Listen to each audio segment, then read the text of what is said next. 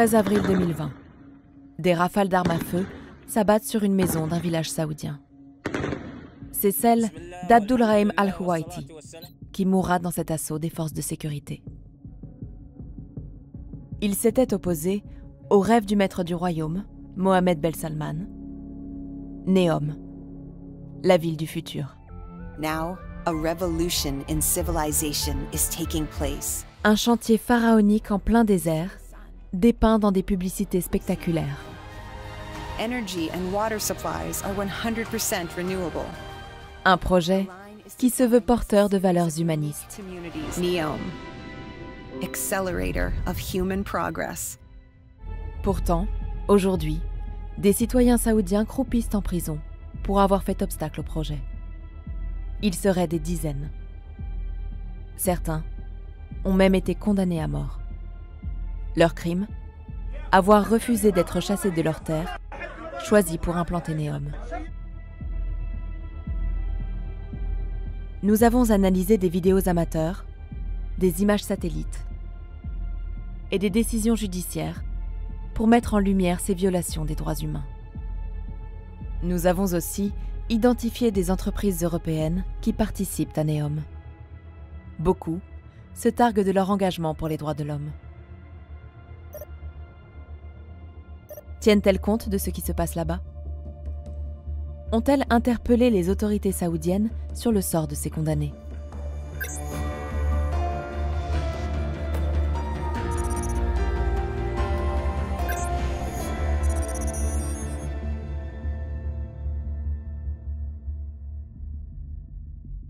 Au nord-ouest de l'Arabie saoudite, au bord de la mer Rouge, Neom s'étend sur 26 500 km².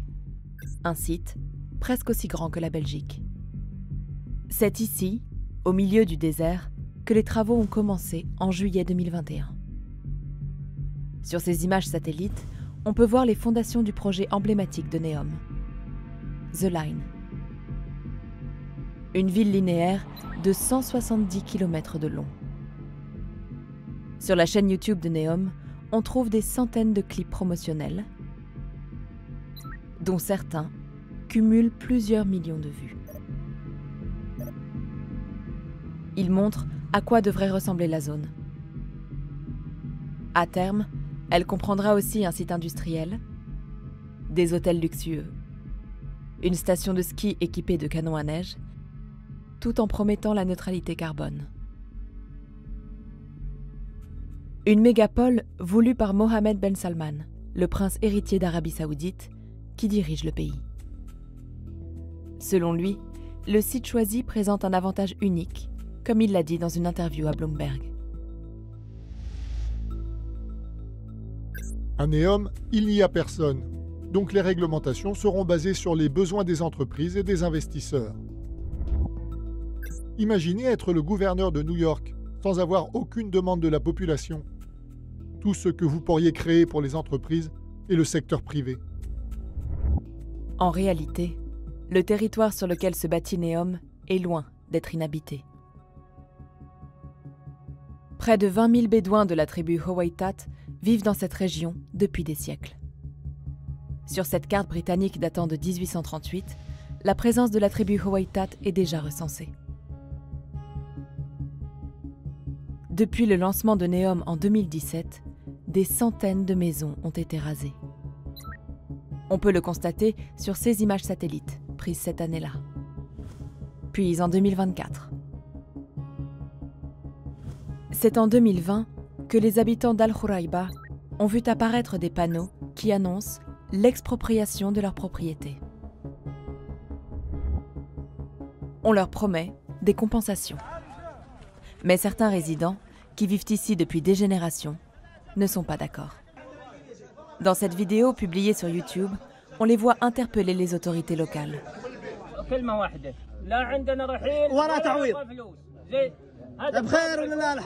Parmi eux, Abdulrahim Al-Huwaiti, qui cherche à mobiliser sur les réseaux sociaux. أنا عبد الرحيم أحمد الحويطي من أهالي الخرايبة أرفض الترحيل وهذا يبغوا يرحلونا بالقوة شوفوا. Il filme des hommes en uniforme devant son domicile. On reconnaît la tenue des policiers saoudiens à leurs vêtements couleur sable, leurs bérets noirs dotés d'un écusson et leurs épaulettes. يمكن يلومني بعض الناس يعني اني طلعت المقاطع هذه يعني انا ما استغرب لو يجوا يمكن يقتلوني في بيتي الان ويرموا عندي سلاح يقتلوا المواطن ويرموا سلاح عنده ويقولون ارهابي. Le lendemain même de la publication de cette vidéo, le 13 avril 2020, les forces de sécurité débarquent chez lui. À quelques rues de là, des voisins enregistrent des coups de feu. Abdulrahim est tué. Une vidéo amateur montre sa maison après l'assaut. On y voit l'étendue des dégâts et des murs criblés d'impacts de balles.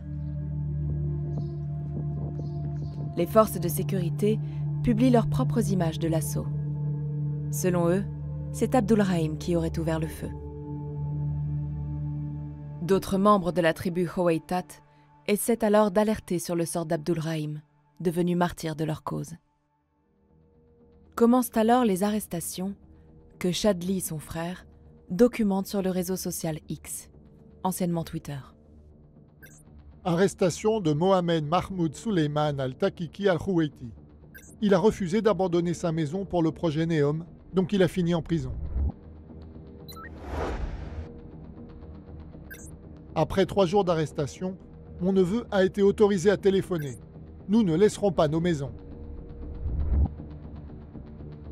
Il finit par être arrêté lui aussi, le 25 novembre 2020. Un climat de peur s'installe et les tweets se font de plus en plus rares. Des proches des personnes arrêtées finissent par contacter Lina Alatloul, activiste au sein de l'ONG Al-Qost for Human Rights. Contacter des organisations comme la nôtre ou Amnesty est un crime terroriste selon l'État saoudien. Il a fallu beaucoup de patience pour tisser ces liens-là et jusqu'au jour où finalement on a réussi à avoir des documents officiels, des cartes d'identité et toutes les informations dont on avait besoin pour publier le rapport. En mars 2023, l'ONG publie The Dark Side of Neom. Selon ce rapport, 47 membres de la tribu Howeitat ont été arrêtés. 15 d'entre eux ont reçu des peines allant de 15 à 50 ans de prison. 3 ont été condamnés à mort, dont Shadli, le frère d'Abdulrahim, tué dans l'assaut. Nous nous sommes procurés les jugements de certains d'entre eux. On peut y lire qu'ils ont été rendus par la Cour pénale spécialisée qui poursuit les individus soupçonnés de terrorisme. Un habitant a été condamné à 50 ans de prison, coupable d'utilisation d'Internet via son compte Twitter, pour soutenir ceux qui veulent troubler l'ordre public et déstabiliser la sécurité de la société et l'unité nationale.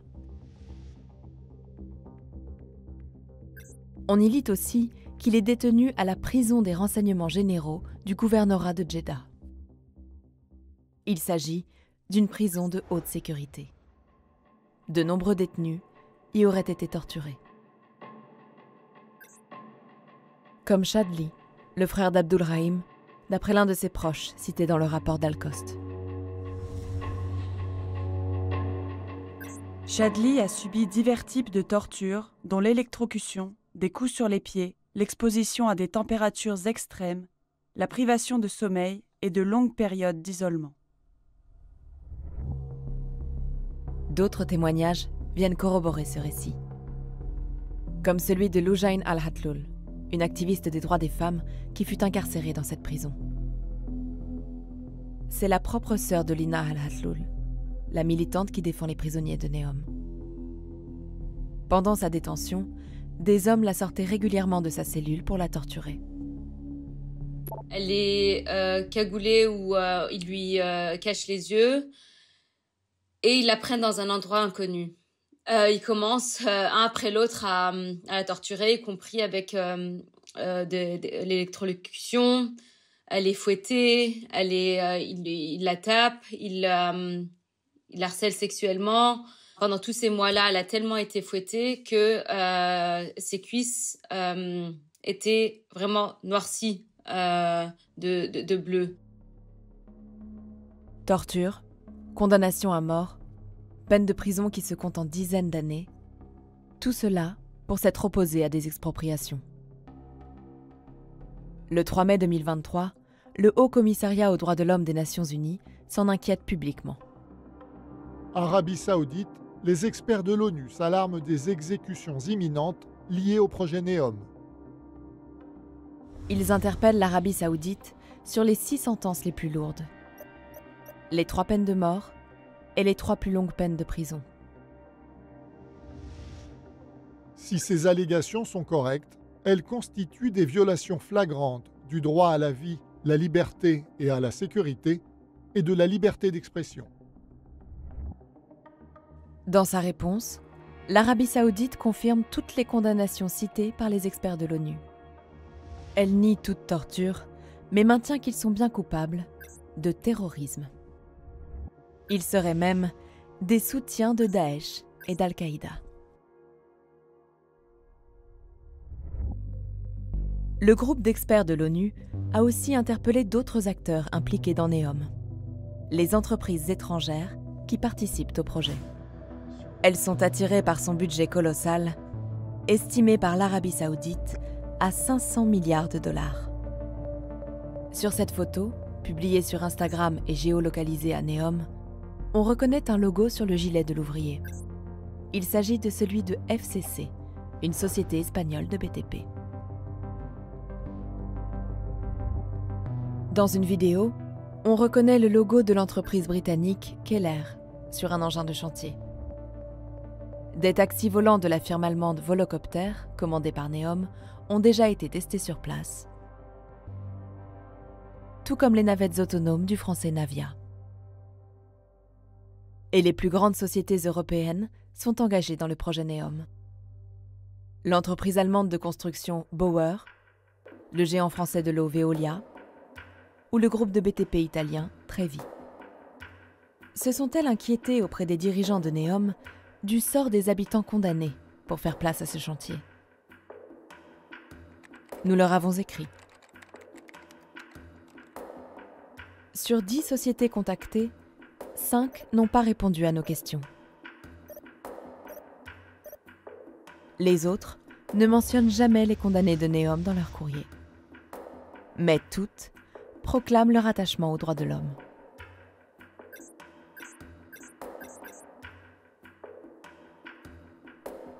Pour ces entreprises, les peines extrêmes infligées à ces habitants ne semblent donc pas contraires à leurs engagements pour les droits humains. Les sociétés étrangères continuent d'affluer en Arabie Saoudite dans l'espoir d'obtenir des contrats. Comme ce voyage d'architectes français à Riyad du 30 octobre au 2 novembre 2023. Il était organisé par l'ambassade de France en Arabie Saoudite, l'AFEX, l'association des architectes français à l'export, et Business France, l'agence publique de promotion des entreprises françaises à l'étranger. Une session était spécifiquement dédiée à NEOM. Nous avons appelé ces architectes. Ils savent que nous sommes journalistes, mais pas qu'ils sont enregistrés. Leurs voix ont été modifiées. La question des droits de l'homme et des condamnés de NEOM a-t-elle été abordée lors du voyage? Non, non, on n'en a pas parlé. Ça n'a absolument pas été OK. Attendez, c'est pas notre rôle, nous, humblement, on n'est pas ambassadeur, on n'est pas politicien, on est architecte. Les organisateurs les auraient même dissuadés d'évoquer les sujets sensibles. Ce voyage est organisé par la FEX, par Business France, et donc l'ambassade de France en Arabie Saoudite. C'est vrai qu'on nous a demandé même de façon pas explicite mais implicite, en disant vous êtes là pour comprendre les projets, etc. Je souhaiterais que ça ne se transforme pas en lieu de débat, en fait pas des questions du tout qui ont émergé. Un mot d'ordre a-t-il été passé? Nous avons contacté les organisateurs. Pour toute réponse, la secrétaire générale de l'AFEX nous a envoyé ce mail. L'AFEX et moi-même n'avons pas de commentaires à apporter à vos emails. Business France et l'ambassade de France en Arabie Saoudite ne nous ont pas répondu. J'ai l'impression que Neom résume l'Arabie Saoudite aujourd'hui avec un discours officiel destiné à l'étranger, mais en même temps, on recule des décennies en arrière en condamnant à mort les gens qui y habitent juste pour avoir exprimé leur mécontentement. À Neom, les destructions de villages continuent. Quant aux condamnés à mort, leurs sentences ont été confirmées en appel le 23 janvier 2023. À ce jour, leur sort reste inconnu.